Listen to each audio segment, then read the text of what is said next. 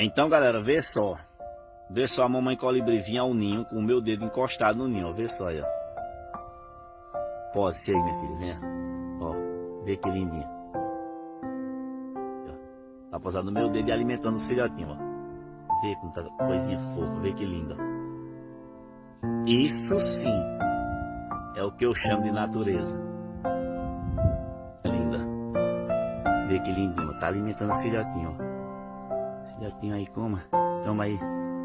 O melzinho tirado da flor, o néctar bem gostosinho, vê que linda. Olha que coisa linda, rapaz. Quando eu vi essa imagem, eu não pude deixar de postar, porque eu senti no coração algo maravilhoso que quero compartilhar com você. A mente do mestre, a escritura sagrada diz que um homem chamado Elias, certa vez, quis ouvir Deus.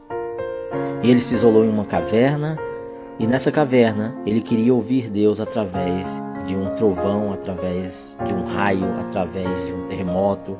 Ele queria ouvir Deus através de algo extraordinário.